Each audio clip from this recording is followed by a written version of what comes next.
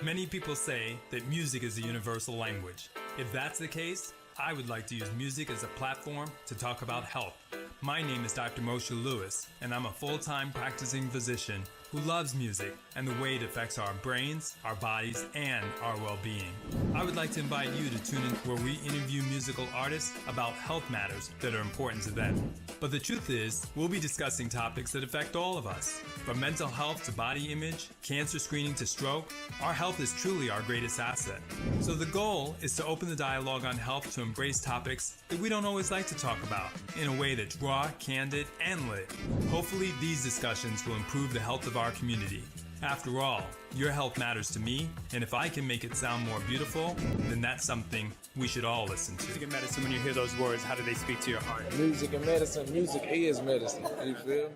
Welcome to Music and Medicine. I'm your host, Dr. Moshe Lewis, simply ecstatic and delighted to have our next guest. And so I'm going to ask you all a question to start it off differently this time. And that is to try to find a common denominator. What do Steven Spielberg, Mickey Rooney, are you thinking? Lucille Ball, Regina King, Marla Gibbs, John Witherspoon, Christopher Reeve, Tracy Morgan, Eddie Murphy, Janet Jackson, Queen Latifah. Mine's going? And we could go on and on with the number of actors and actresses and producers and directors, including Woody Allen, Lauren Bacall, Meryl Streep, that this young lady has worked with. It is simply a delight. We haven't gotten to Tyler Perry yet. I sound like Will Jesus. Smith.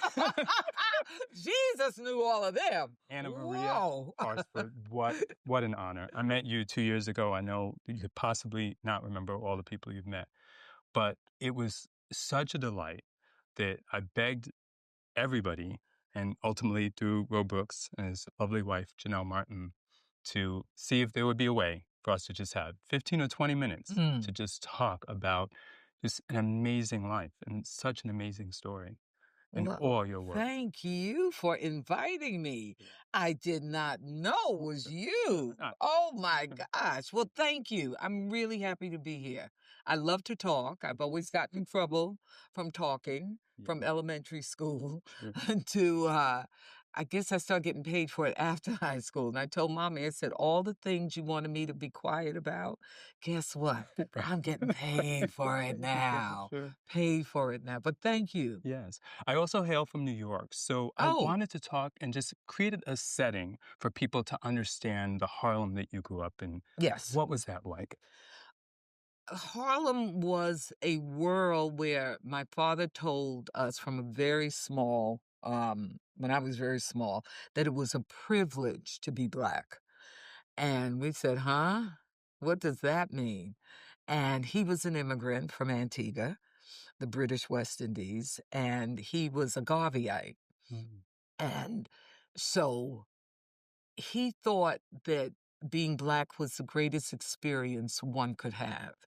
We tend to differ with his philosophy as we were growing up. But it's interesting. As you get older, you realize Father knew best. Sure.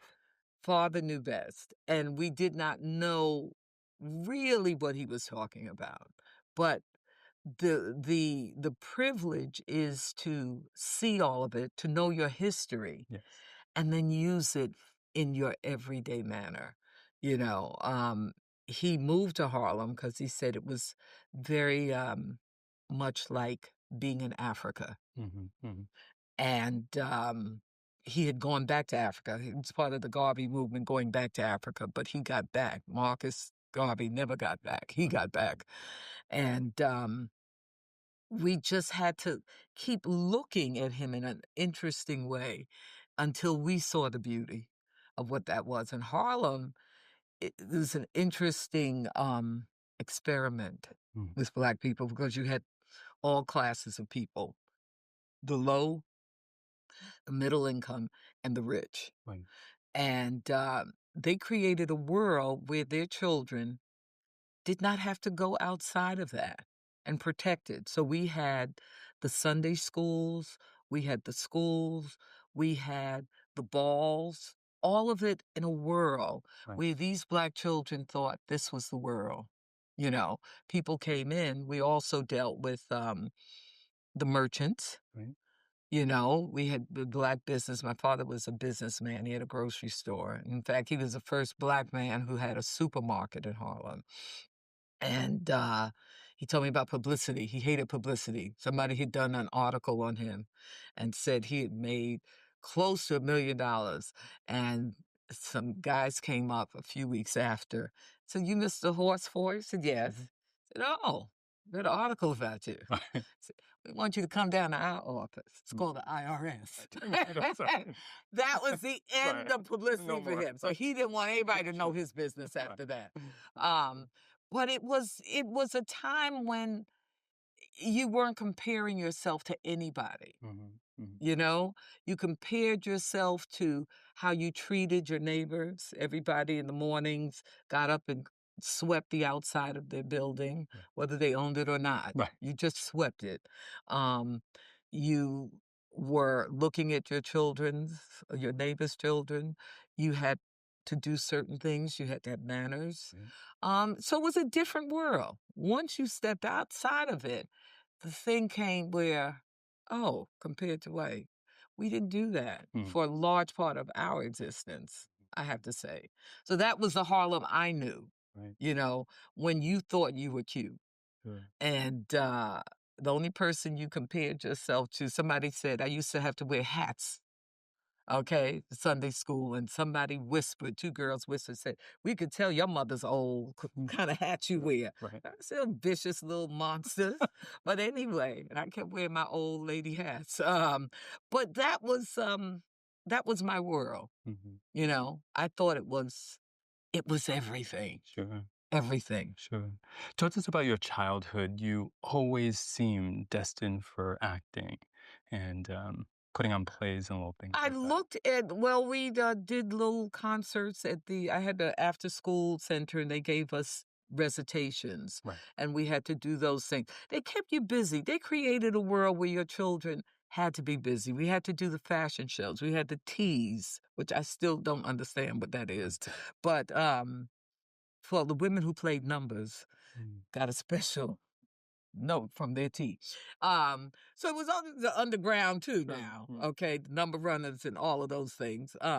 But we knew right from wrong. Mm. We knew right from wrong. I remember um my mother had gone on vacation one time and I had a play at the school and the cousin that she left in charge, I didn't know whether she would approve of it. So I asked her one day, because this was the night of the concert, and I said, "Can I go to the store?" And she said, "Yes." And I remember I greased my legs and put some Vaseline on my face, Mhm. and I went to the church and did my poem and came home and didn't tell anybody. And that's when I knew Mhm. this was something I had to do. Yeah. If I was willing to lie and sneak out the house to do my little poem on Right. the stage at Mount Olive Baptist Church, you know, um, find a distraction for your child. That's my Right. advice. Find something that they feel passionate about. Because I was always loud. Right. And so I always got commended that anybody in the back of the auditorium could hear me. Right. And that was a big deal when Sure. you get accommodation like that. Say, "Anna, you are very loud." My mother told me one day she came and she said, "Anna, I could hear you at the corner." I said, Right. "You could not." She said, "Yeah, you were talking." So, and said, so I said, "God, oh, Wow. I'm that loud." And it paid off. Italy. Yeah, Listen. still a little loud. Sure.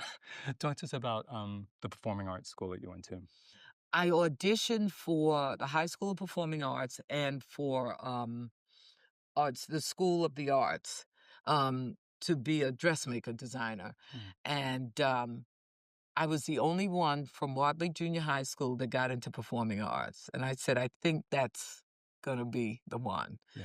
And I went, and it was about 6 of us that got in the school, 6 Black kids that got in the school. And I loved every single day, because it was the way you could use your imagination. And I knew I had an imagination. Mm. I always said, I looked at the black and white movies and I said, Mommy, I gotta go to Hollywood.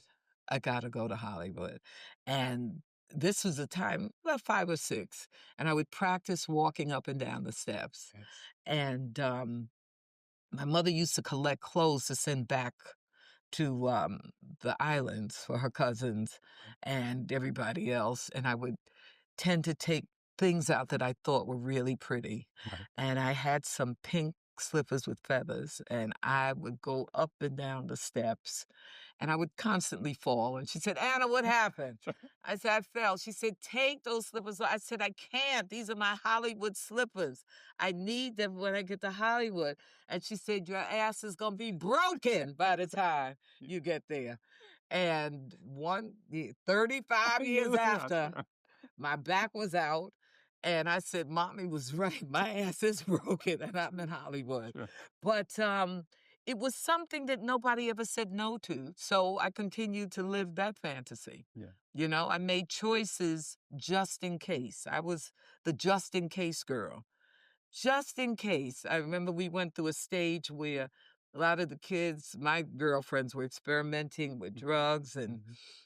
orgies. And I said, no, child, just Right. in case I can't do that. In And that case might be some good advice even today for well, it some might young be. I ladies. said, in case I become a star and then somebody tries to blackmail me, then I have to pay somebody to beat them up.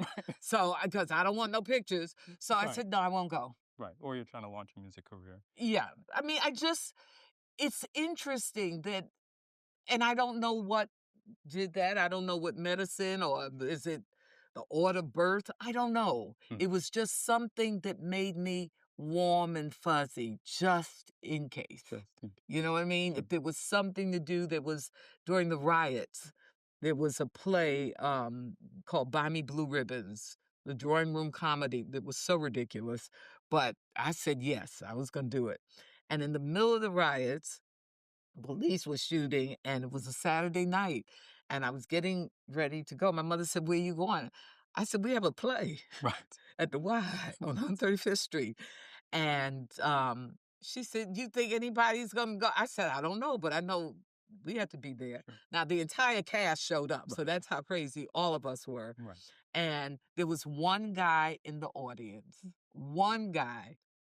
And the stage manager came back and said, the union says that when you have more people in the cast than you Right. have in the audience, we have to ask you all to take a vote if you still want to do the 3-act play. Right. Wow. And so we took a vote, and everybody said, yeah, Sure. we'll We're do here. it. Well, we're out here, so, you know, the bullets ain't gonna stop. Exactly. And we did the play Wow. for that one guy in the audience. 15 years after, I'm looking at this man. He said, your face looks so familiar. I said, well, you know, I'm an actress. He said, what have you done? Sure. I said, well, I did a play at the Y called Buy Me Blue Ribbons. He said, Buy Me Blue Ribbons. I said, yeah. He said, I think I saw that. And it was the one man that was Wow. sitting in the, so you never know who's going to see you. Exactly. And continue to follow you. And continue. Well, that was kind of accidental. He Sure. wanted something. Okay. Oh, Anyway, no. anyway. Part two. But I just loved it. There was something that became alive in me when I was on stage. Sure. All of us from New York know the Joe Papp Theater. You started off Yes. there very, very Got early. my first paying job, Coriolanus, Yes. with James Earl Jones and Jane White. And the girl gave me a check. And I thought she made a mistake because I said, these people think I'm an actress. So I kept the check. I Sure, didn't just in cash it. case. Right. And so the following Thursday, she came around again. I said, I have the check you gave me. She said, no, Anna, you can cash it. I said, I get paid? She said, yes.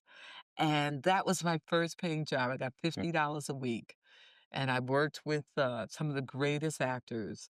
And many years after, Ed Weinberger, who produced Amen, wanted a mother for Clifton. Mm-hmm. And I said, oh, you know who would be perfect? And he said, who? I said, Jane White. Mm-hmm. And he said, is she still in bed? I said, I'm sure. He called, and she came out. Wow. And she played his mother. And that was power for me. That was wonderful that this woman who was so kind to me, Yes. because anybody that's nice to you, that's more than applause. Sure. You know what I mean? Even James, just anybody, because I was still thinking, I'm the little girl Right. who was just loud. And I had convinced one other person and my mother Right. that I wanted to be an actress. I didn't know when I made that step into, Yeah. I'm an actor. Right. And they believed me. So I was thrilled with that. Sure. Thrilled. You're hinting at something that not a lot of people talk about, but we should highlight, which is your production and directorial capacity. Talk to us about being a producer at PBS before even some of the other shows that we know about. Well, it was only 2 shows Sure. that had So, Black people, sure. okay? That was Black Journal, Yeah. which was more documentary, reality show, and Soul was the cultural component. It was an offset of the, riots that, Kit Lucas called this gentleman, Ellis Hazlett, who was a stage producer, and asked would he like to develop the show for PBS because somehow the government felt that if they could do a show showing Black people their culture, that they wouldn't go out to fight. Go figure. Okay. And they could keep them in, and it was a great idea because most people did not know who we were. Right. We knew who we were. We knew what we developed.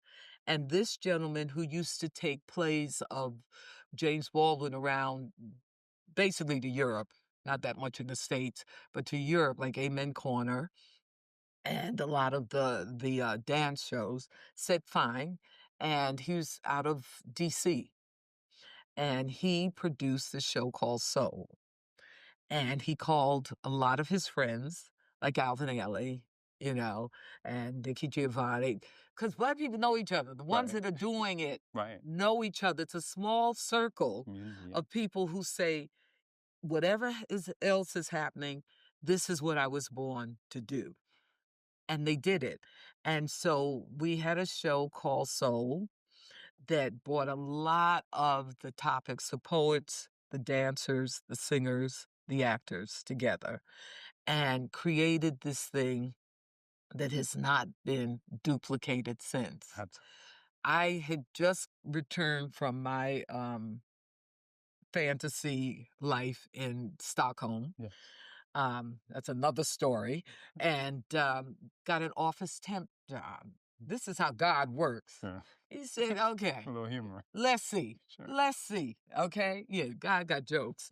And went there as an office temp and ended up staying for 13 years. And this man said, oh, yeah, because he said, do you want a job? I said, well, I'm really an actress. I can't really take a job. He said, why don't you keep the job Exactly. until your acting career takes off? And I said, oh, okay. I'll Hello. accept. But he was so good to me that he kept letting me be on the show. So I was on a show, Black Women Poets. And I wasn't a poet. And Nikki and Sonia Sanchez and really the incredible people, Tony K. Bombara. We did in Verta Mae Grosvenor. These are names that a lot of people don't know, Yeah. but who made the footprints Yes. of what we're doing now. And I wasn't a poet, but I was the actor. So everybody had on their afros and dashikis. I went to Bloomingdale, got a dress cut down to my navel. I said, this is my first and only chance on TV, so let me show you who I am. Literally. And my mother said, your father kept saying, don't breathe, because the breath was almost coming out. And that was my first entry into television.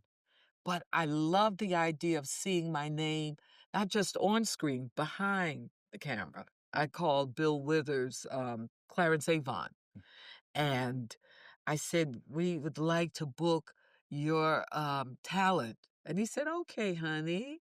And when Bill Withers showed up, I said, oh my God, it worked. Right. We weren't paying a lot of money, but we were the only show that broadcasts Black culture. Right. Rasan Roland Kirk, who played 8 saxophones at the same time, was on. Right. And all of a sudden, the world, not just us, because we knew Right. who we were, the world start peeking in Mm-hmm. and Mm-hmm. saying, wait. Mm-hmm. We gave Alvin Ailey his first special, The Dancers, and it was, again, oh, they don't know. I remember Johnny Carson introduced Patti LaBelle to his audience, and he said, I never heard of this woman and the so-and-so. And I said, oh, they missed all of that. Right. They missed all of that. We were living in 2 separate Americas where we got to know them much more than they got to know us. And so it was an explosion of, wow, the greatness, the greatness. That's where integration got a little strange, because then you sometimes forgot where you come from and what you had in that community. And, it's like artists like Red Fox, Right. who existed long before, with the little records that you couldn't play in front of all the kids, but was doing comedy, It was a history lesson. And that's when I came on as a production assistant and got to be a producer. Right. And I booked Arsenio Hall Yeah. when he was 13 years old. He was a magician then, who had no memory of it, which I guess he shouldn't have. But I remembered, Right. he was the first little Black boy that did magic. And I said, ooh, we got to get him. Right. And got him. Sure. And so we did Nick Ashford, Valerie Simpson, as solo artists. They were just writers before at Motown. The only people we couldn't get was the Motown people, because Barry said he didn't really want his acts to be certified as Black. Interesting. Sure. He wanted them to have a wider audience. Sure. Yeah. And couldn't be too Black then. Right. I wanted to cover Sweden, though, for a moment, because I think it's such an interesting part of your history. To what extent do you feel that being different really got cemented by that trip? Well, I don't, let me just say, I don't know if I was different or I followed my inner dialogue. I thought my inner dialogue was more important than what I was hearing from outside. I was in performing arts high school. What I loved more than life was going to the movies. And during that time, 64, the 60s, I would go and see all of these foreign movies. And I could be transformed in that movie theater. And I still do it now. You trying to be depressed, go to a movie. Right. It'll take you somewhere else. Wherever you want to travel. You go to England, Yugoslavia, anywhere. And you sit in that hole and spirit takes you. And so during that stage, I was going to see a lot of Swedish movies. And I said, I think that's where I need to go. Now, obviously, I wasn't doing drugs, so it had to be something mystical that came to mind to think I was going to be in a Swedish movie. But anyway, I saved up my money for a year and a half, and I bought a ticket, and I said, I'm going. And I did. What it does, it changes. I was telling the driver who bought me from Turkey, and I said, my inner voice said, you need to be there. And it was something very interesting when I finally landed in Stockholm. A feeling came inside of me, you're back home. I did not know that the Swedes had invaded the Caribbean islands. Had no idea that even existed. See, sometimes you start at the end and you go back and say, really? What was going on now? And then you say, oh, we knew about Christopher Columbus, but we didn't know anything else. History is amazing because all of these other things that you learn just by getting outside of what you think you know. If you learn, turn that chapter. It's another chapter and go. So I had a really good time meeting a lot of people. A lot of people would say, "Did you escape?" And I said, "No, I went to the airport," Right. because they were listening to the riots and this and that. They thought Black people had to escape. Mm. I said, "No, we weren't escaping. My sister was going to a party." And I tell you the truth, I wanted to go to that party, Right. but I had made this big deal for a year and a half, talking about, "I'm going to Sweden, I'm going to Sweden." I did not want to go. Then my mother waits until the night. "Anna, what are they going to do if something happens to you?" I said, "I wear dog tag. I'll tell them to send you the body," trying to be cute. Right. But I said, "Why did she try to stop me before? I would Grab have my hand. I would have changed my mind. I didn't want to go after that. You Sure. make a plan. Right. You know, you want somebody to say don't go, Exactly. and nobody did. Exactly. So I had to follow through." Right. I'm gonna show them. Yeah. And so, but I learned a lot about the world. I learned that you can exist anywhere. I learned that people look at you. I got a lot of free lunches, a lot of free teas, because they were very curious Yeah. about how this little girl with her record player, I bought big albums with me Right. and a record player. Hello. I was a Been a little couple of different. days. And a suitcase, and traveled around and met the most interesting human beings I possibly could. Mhm. You know, and a lot of the Black people said, "Why didn't you go to Africa?" I said, I didn't see no African movies. If I did, I They might have better. gone there. Sure. I got to Africa later, but I just thought that I had a passport to the world, and there was nothing to stop me from seeing it. Okay. You know, and I have to repeat, God protects fools and babies. And I'm not sure what category I fell into, That's but I was protected. right. Sure. Yeah. Maybe just a little bit of both. I want to talk about also some of your early work, because I think also people don't realize long before some of the accolades and things of that nature, you'd already established such a body of work. Um, Morgan Freeman and Christopher Reeve. Oh, with Street Smart. Yeah. I had worked with Morgan every year. This is in the 70s. They used to do one Black movie, Right. and every Black person who was acting was usually in that movie. Yeah. I did a movie. Morgan and I had done 3 pieces together.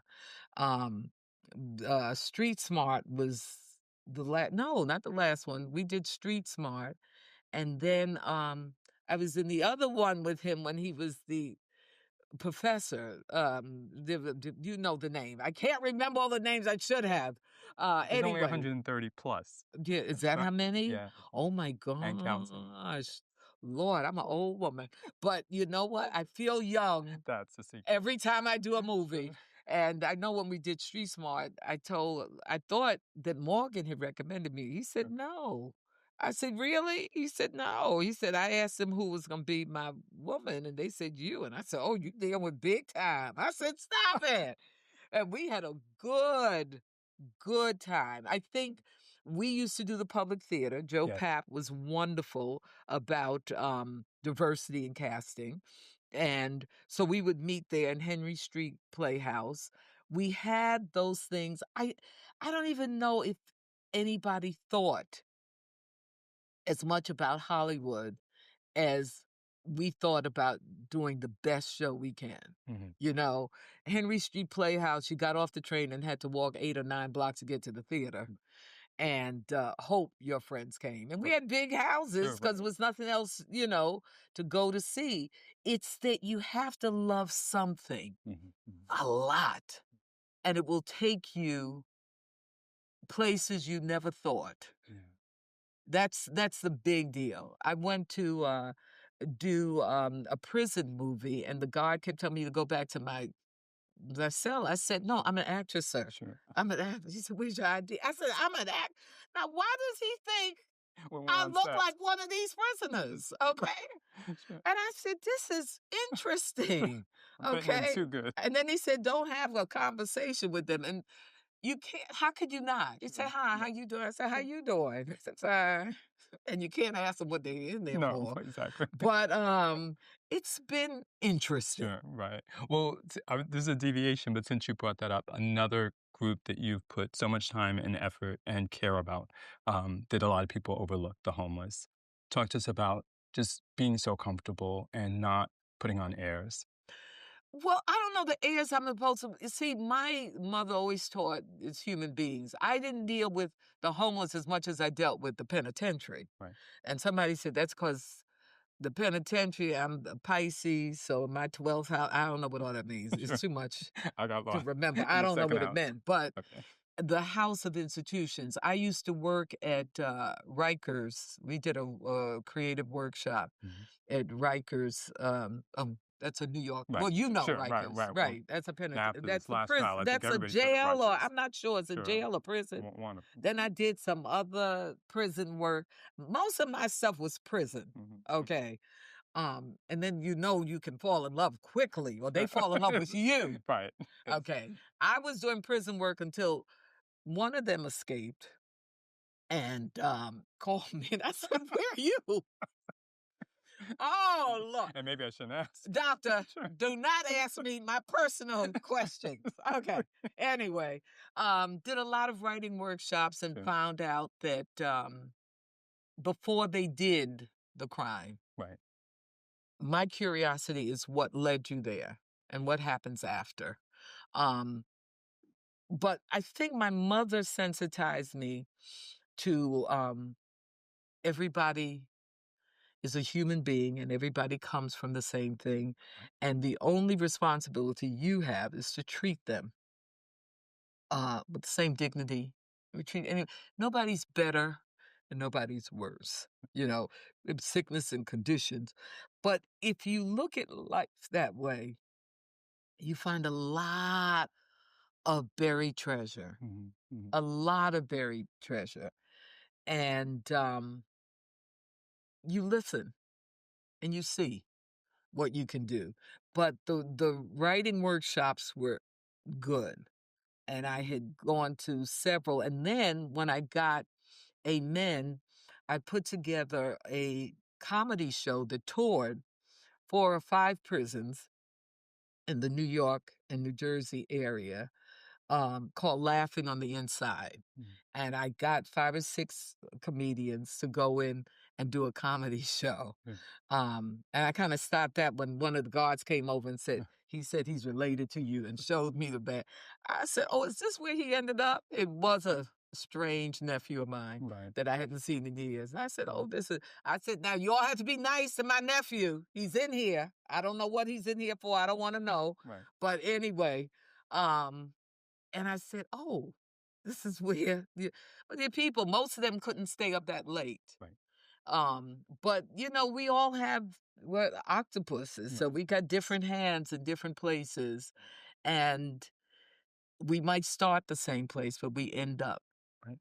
in different houses. Sure. And so that's where I started, and then I did a movie about the homeless, and interestingly enough, the women wouldn't look at me. Mhm. I was downtown in California in the Bishop, and there was something about shame, Mhm. and I thought that was interesting. The men were friendly, "Hello, how you doing?" And some recognized, some didn't. The women would not look at me. And I understood what it was. It was almost like we had failed each other. Mhm. And that was accidental, but that was something I learned, the sensitivity about that, Sure. you know, um, where you end up. And I'd done a piece with Lee Grant, who was doing one, and I had some objection to a script that she was doing. And that was interesting. I told her and I didn't get that role. But I see a certain kind of truth, and that's the important thing for me to play in a character. Sure. The truth. And then I did Lucille Ball Right. when she played a homeless woman, Mm. and you learn from each one. And it was interesting that she wanted to play that part because everybody loved her and laughing. But on the other side of the laugh is also a human being who Yes. has the same kind of pain that everybody else has. Sure. Since you brought up Amen a few times now, we obviously have to cover this. What the role means to you now all the people have come to you and recognize you from the 5 years that you were on working with greats, Clifton Davis, Sherman Hemsley, as really opening up so many people's voice. Well, the actor doesn't know that. The actor doesn't know that. I was at a party yesterday for a friend of mine, and she said, her nephew, her grandnephew said, when I saw you come in, he said, that's a show we used to watch together as a family. And he said, my favorite character was, um, uh, Velma? oh, no, No? no, well, it had nothing to do with me. Raleigh. Okay. Raleigh. Okay. Yeah, he said, Right. oh, I loved him. And this was a little boy. He loved Raleigh. Mm. And I said, really? And he said, yeah. He said, I was kind of a little shy to look at you, but I said, oh. He said, but I loved Raleigh. I said, good for you. It was a show that families Mm. could watch together. Every rapper that I met,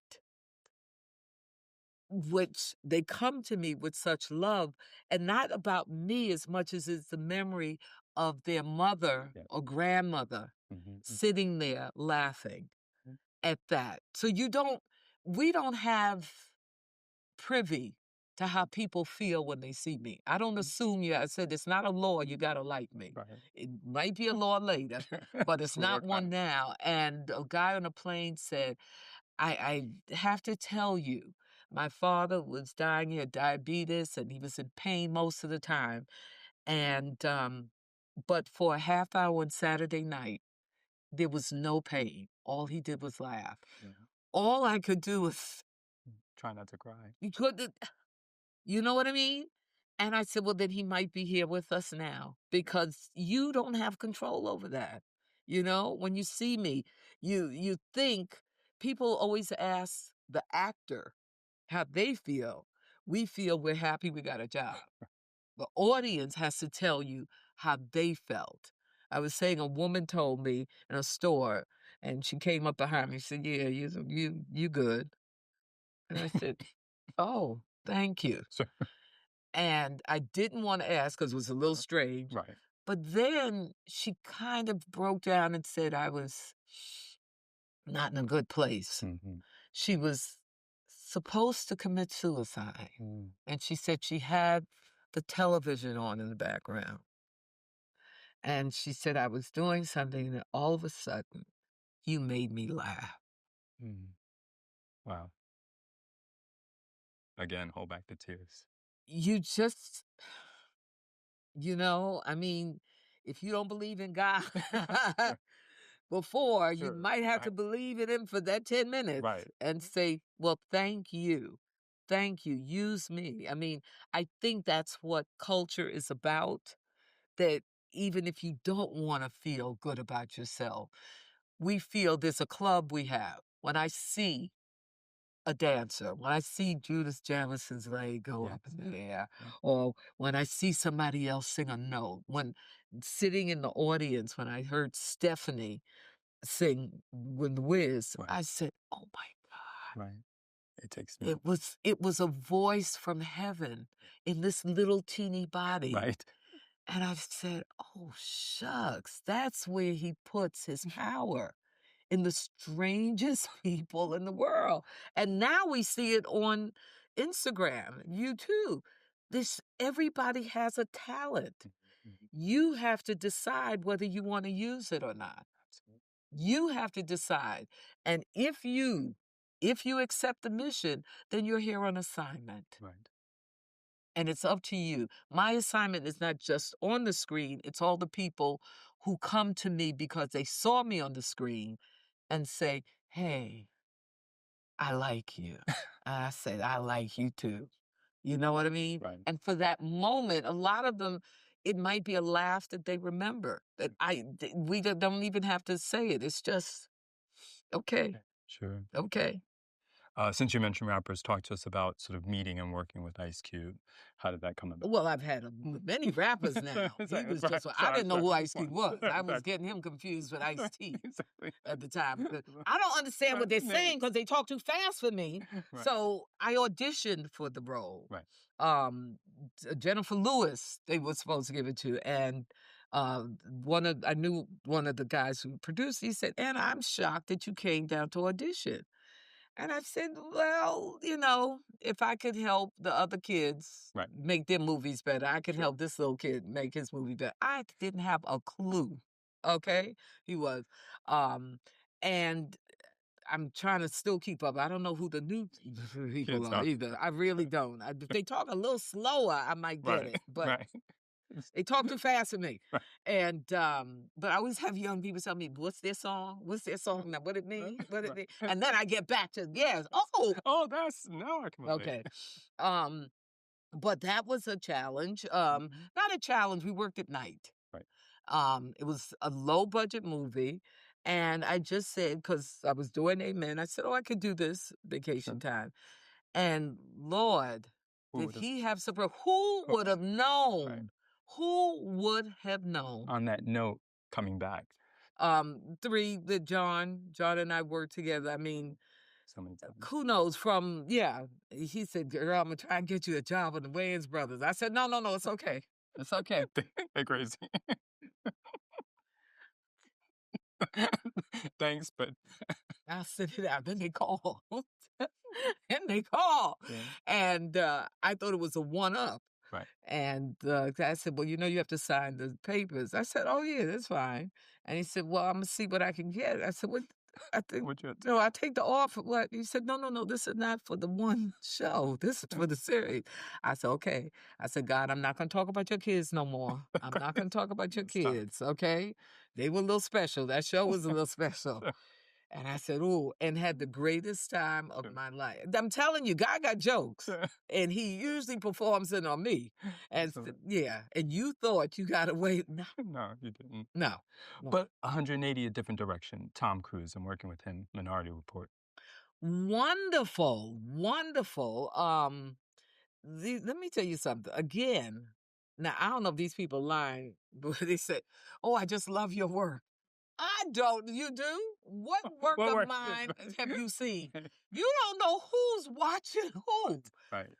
Thank you for it. And again, me, not anybody else, I don't know what it is you see. When I go in audition, I don't know what makes me different. I think it's something bigger than we know. Some of the jobs I don't get. Sure. And I said, I guess I wasn't supposed to meet those people yet, And that's what I think, we're all doctors in a certain way, Doctor Lou, that we think it's the script. Right. But it's also all of the people that you meet along the way. It's all the people that, if I work with you today, and in the set here, there are 3 people that I met years ago that I had no idea and might have had an effect on. Right. And some said I did. Right. Those are treasures that we don't know unless we come back around. That's why you can't give up at any point, because there's always, it might be a comma. There's no periods. Sure. On one of those commas, talk to us about working with Tracy Morgan. Insane. Now he's special. Well, they're all special. They're all special. Okay, Father. He said, "You my mother. You my mother." And I said, "Okay."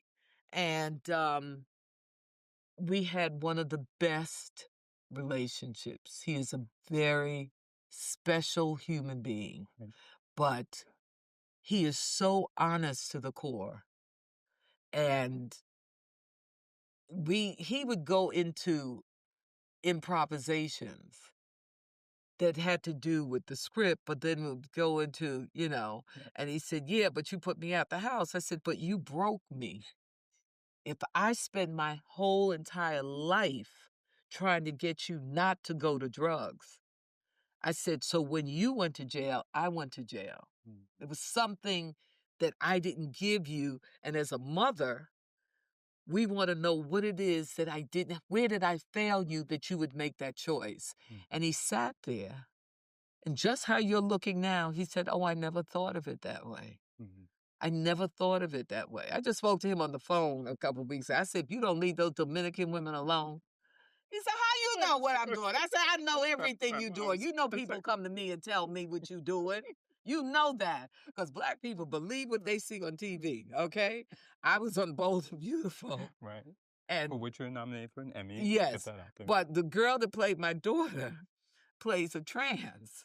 So somebody had the nerve to come up to me and said, you know, so your daughter did well. The trans. I said, she's not a trans. Exactly. She is a woman. She just had those two, and I'm not saying trans not a woman, but it was so interesting. We believe what we saw. People have offered me somebody offered me something, and I said, I can't do that. And they said, why? I said, it's not my brand. Right. I said, people will think I lied to them for the last 30 years if I do that part. And she said, really? I said, yeah. I said, I'm backed into a corner of expressing truth and love and a certain kind of thing. I can't say those words out my mouth. I don't know where that woman is, but she's not inside of here. I can only play the characters that are inside of me that I can bring forth with honesty and truth and love. And that's why I think I'm so fortunate to have the fan base that I do. Yes. You know? Is so magnanimous. We'll go 360 another way, working with Meryl Streep. Oh, who's wonderful. I told Mel, I said, Mel, now, my friends and I have discussed you, and every 3 movies you get pregnant. And she was pregnant at the time, and this was her 3rd movie. Okay. I decide to enjoy myself. Today, I did the same preparation for you as I did working with Meryl. Okay? The same preparation. Because this is the only moment we have. And people have been very kind to me. There was only one woman who tried to give me shade, and I had to laugh. I had to laugh. She was so evil to me. And I just said, darling, how are you? Okay? She's old, and she kept, but I don't know if I reminded her of something, but I had to laugh because I said, if she only knew how much preparation I made to be here in a scene with her, you know, it was a special Black lady. Right, sure. So we'll talk about a special white lady, Lauren Bacall. Oh, loved her. Loved her. She was doing a party at the end of the fan, and she kept getting nervous. And I said, if you don't stop it. Everybody's coming to the party. Everybody's coming to the party. Nervous She Nelly. was very, just nervous about it, you know. I asked for nothing except just see me as who I am. That's all. For the 10 minutes we have, or the this is that, we had no problem. And they were talking bad about it. I said, who are they talking about? They said, your girlfriend, Lord. I said, oh, okay. But we talked about, again, this is something I have no control over. Her and Bogart, when we were talking, you know? And I'm saying, oh, I'm sitting here talking. My mother thought I made it when I worked with Mickey Rooney. That was her past. Anna, you did it now. Okay. Up there with Judy My Garland. father thought it was working with Cecily Tyson. He said, you really made it now. I said, you mean all the white people? Hello? The last 30 Hello? So you can't define what success is to anybody except you. You know, I asked God to give me one job that I could prove to myself that I was an actor. And after that first job, I said, okay. I said, that one was okay. Give me another one. I'll take another one. So I drive big, okay? I drive big, okay? So he's been giving it to me, dishing it out slowly. But I realize I have to give the same thing to everybody because, as my mother said, everybody is important to your life. Everybody, you know? If they treat you good, it's one thing. If they treat you bad, you can learn from that and run. Okay? Amazing. Yeah. One of the comments on your many videos was what it was like to be with Richard Roundtree. Oh, Richard. We did a bus tour Yeah. of Mary and Joseph, Yeah. and we became wonderful, wonderful friends. He told me secrets about something that happened to him as a little boy, and it was so interesting. And after our conversation that day, I said, "You have to release yourself from the guilt." Right. And he said, "You really?" I said, "Yeah, been holding it in for a long time." So I don't know if I don't know what I am, okay? I can still Clairvoyant. remember a few lines, Exactly. clairvoyant. I think part of it, I think if you listen well, Yeah. people always compliment my memory. And I said, it's not a I said, I listen to you. When you tell me a story, I listen. So if we meet 30 years from now, I'll tell you what you told me, you know? And Richard, we spent nice time together. And the women would come up and Jesus, I said, Richard, you Sure. still got it like that. These women won't leave him alone. Will not leave him alone. It was wonderful. He was charming. Charming. Just oh yes. Sure. And Yeah. one last person we have to pay tribute to, because you worked with him as well, Malcolm Jamal Warner. Yes. What Malcolm, are we your did a memories? series together, That's right. Read Between the Lines, and everybody, I think the mystery is when good people go Yeah. before we think they're supposed to. We don't know. Sure. We don't know when we're supposed to go. Right. We didn't get that script. We don't know. But he directed me in a segment of Read Between the Lines. And he was the most diplomatic human being. And I've been through many of his love affairs Sure. Yeah. with the women that loved him. Yeah. And he was worth loving. I mean, again, 50 seems like young. I don't know. I pray for his mother, who I had just seen a little before, and the daughter, who I don't know, um, that his spirit will comfort her in the years to come and not the trauma Yes. of her losing him. Sure. Because many times we don't know when we're going to lose somebody. I mean, life is such a mystery, and so is death. Sure. And so is death. And especially, we want a warning. That's why we said, do you think he knew, that she knew? That we don't know, because we want a warning, Right. you know? And how do you get it right before you go? And where are you going? Right. It's those questions. Where are you going? You know? And will I be able? We have created a mythology about heaven, Sure. but we got to talk about the one in hell, Sure. Right. because I want a few people to be there. And you say, woo, woo. And again, if you're a good person, why do you go? And I don't know if we can answer that question of why did you come? Because it's the other way. Why did you come? Did you come to bring us together? Did you come to, I don't know. Sure. I don't know. So I just want to feel that there is eternity, that there is no beginning and there is no end. Sure. And that comforts me. I just want my house to be clean before Sure. anybody comes to my house and say, ooh, this how she lived? Right. Oh, okay. So that's what I do. I clean every day, trying to put it in some Right, that's order. in order. Sure. That's all. We have to end on a medical note because this show has a medicine bent to it. This is all Sure. medicine, This is. It doctor. is. It Yes, has all been medicine. spiritually Yeah. uplifting. All the work that you've done, Special Needs Network, Oh, yeah. for Boys and Girls Club, Yes. that spirit of giving. Yeah. Just talk to us about how important it is to pass that gift on, which you've done so many times. Again, we don't know how we affect human beings. And you give. See, I always said I didn't want awards for a job. I want awards for what I do when I'm not working.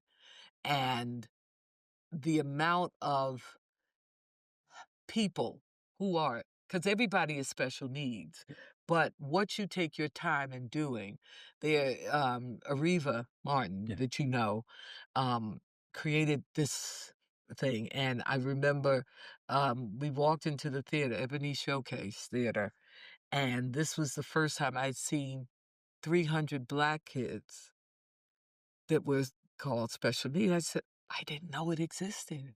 I mean, you don't think about it, because in Paducah, we had a thing where you saw people from 5 states come with special needs. And one woman came up, she says, "You're my son's girlfriend." And I said, "Oh, he had a big wheelchair. He's nonverbal. And he was blonde. He had his eyes." I said, "Oh, so you're my mother-in-law." So I said, "Is he here?" This was a telethon. And she said, "Yes, he's over there." So I went over and I touched him. I said, "Your girlfriend's here." And he threw up. And the mother was so I said, "No, it's the first time a man got that excited seeing me."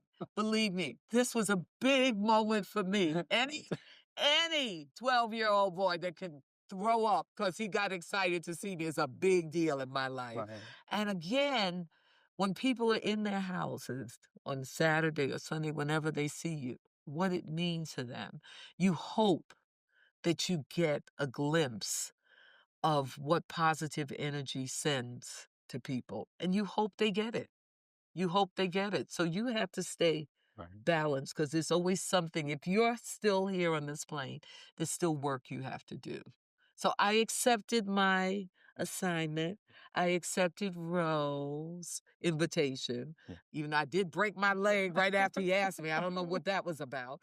But we got here. Yeah. And I hope whoever sees this knows that it's not all bad. Sure. It's not all bad. There's a lot of good we can do for ourselves every single day Sure. and for somebody else.